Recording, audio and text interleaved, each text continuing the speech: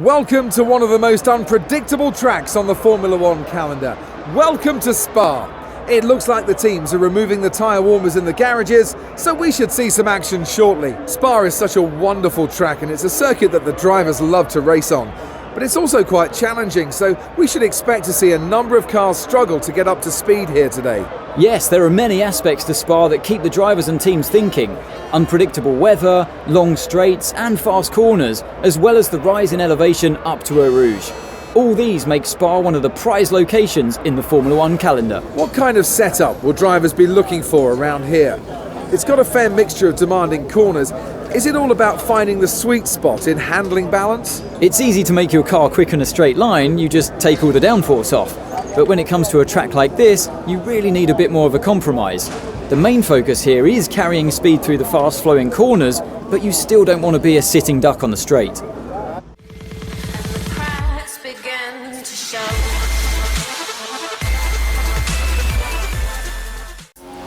Hello everyone, my name is Scott and we're here in the practice session of the Verstappen career in Spa for the 11th round of the career mode.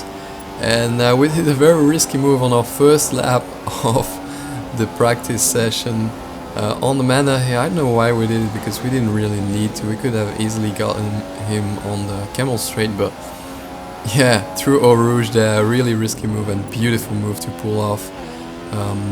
Something you don't want to do in the race, because you're just gonna ruin your race if you miss it. But sometimes the opportunity is there, and then I love to do that. But yeah, we go through La Source here and we are already P9. Well, yeah, it changes a little bit, but you can see that we are right behind Hamilton, but still there are Sony position in between us. Even when we are right behind his back, we're still P3. But on the camel straight we did have a lot of speed, and that is pretty much where we got all our speed on the AI. I think they just were running too much downforce. We are here on 1-1 wings, because that's what works best around here. Certainly on this game you don't need a lot of downforce. I've seen in past races, certainly in Hungary, where I think running way too high downforce, and that kind of compromised our race.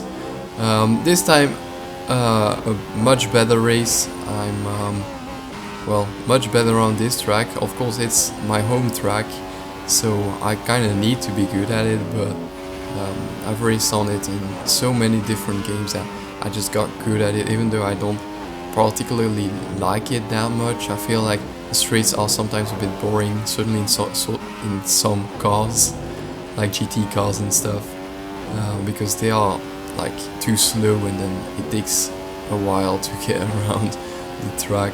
But Formula One cars, if the game does gives the speed properly, it is really nice to go around it.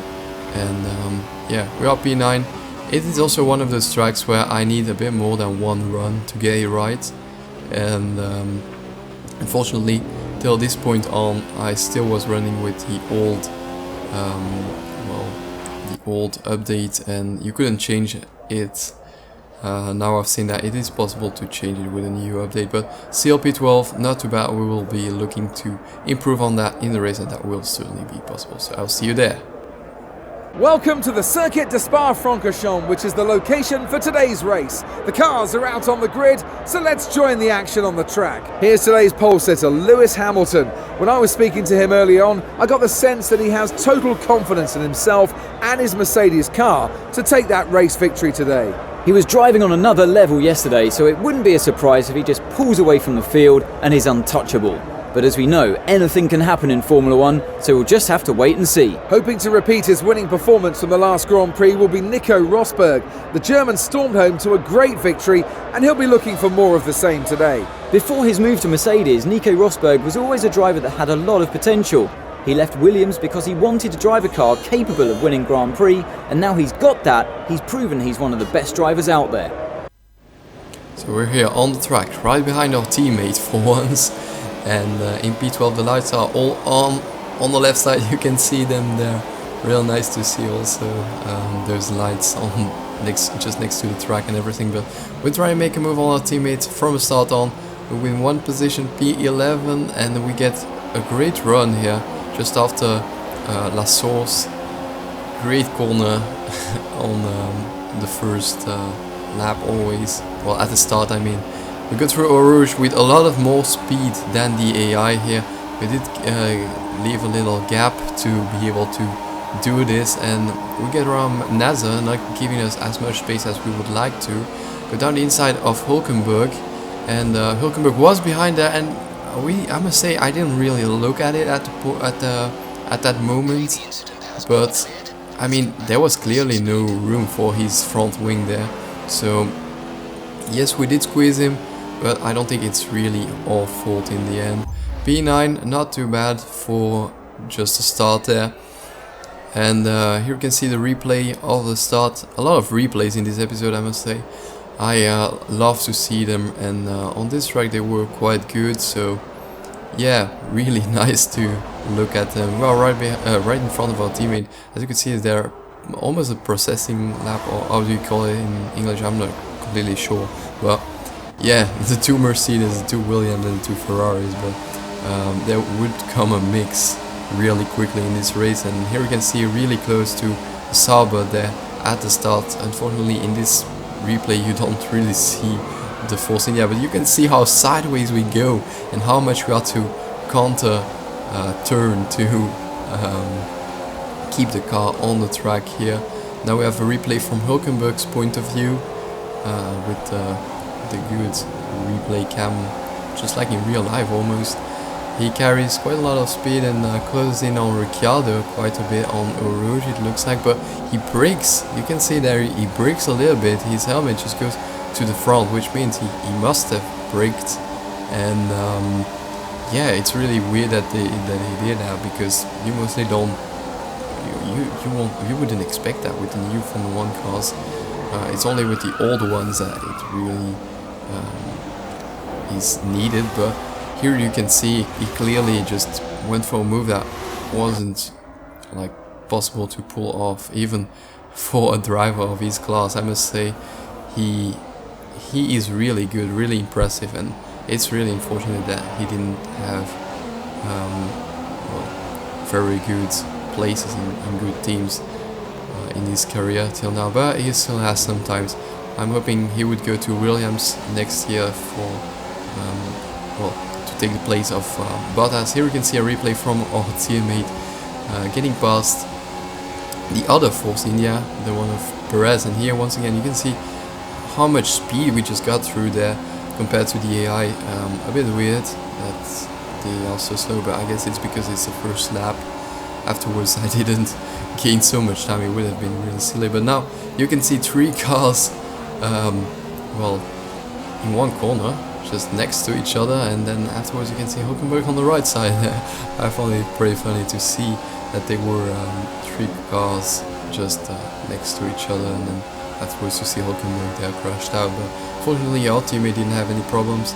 Now we see Ricciardo trying to make a move on Romain Grosjean, and I was right behind there, and I saw this action and I knew that I had to look it up in the replay cams. So here they are just right next to each other, no contact here, and through the right hander here Ricciardo just gets the move done. And then I think it's just a little bit later, we're still on lap 2, and we go through Pouhon and try and close up on Grosjean.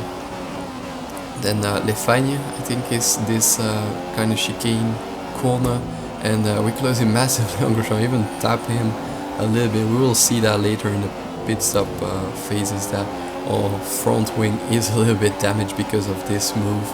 But yeah, we come through here on the back straight, and right behind him we try and get on the inside. He didn't really leave us room, but we persisted and we tried to get on the inside.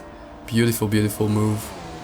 And completely forgot how the back straight is called somehow.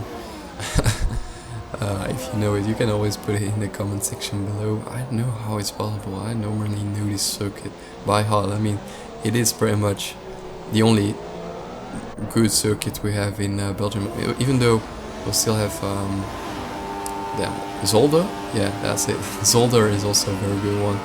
But lap 4 you can see that was Rosberg that was on the track. Really weird to see that. And on the replay cams we will see what happened there. He was leading the Grand Prix with Hamilton right behind him, almost like the opposite move of what happened last year in 2014, with Rosberg being right behind Hamilton and then well, taking him out of the Grand Prix by punching in his back wheel and the right tire, I think. But here Rosberg, as you could see, he was going really slowly all of a sudden, and that left him just on the attack for the Ferrari and Hamilton who got through really quickly. And that's how you can see that Rosberg had some kind of trouble with his engine probably, since he was going so slowly, or maybe with the ERS or something, I'm not completely sure. But you can see Hamilton getting through so quickly, and then Vettel tries to make a move too. It was maybe a bit of a risky move, but Rosberg just kept turning in on him, so a bit of, well, both of them's fault.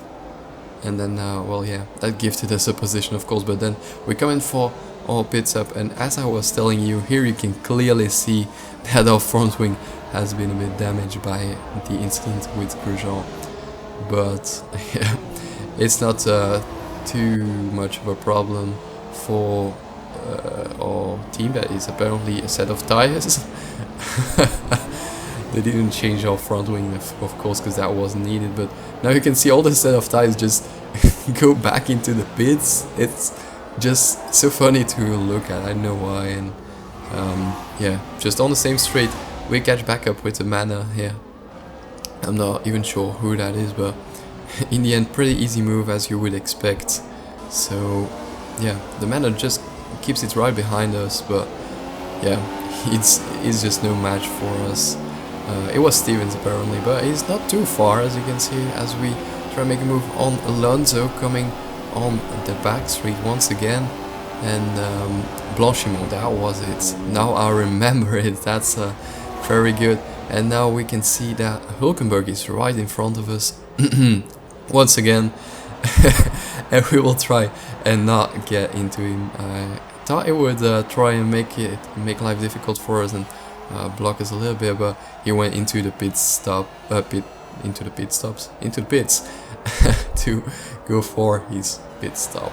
That is what I meant to say. We go a little wide here at La Source, but as you can see, we've gained a position effectively on the Williams, which is really nice to see, since well, before the pit stops we were behind them, and now we are in front of them. And Ricciardo, that we are catching up with on the same lap, just after seeing that we were in front of the Williams.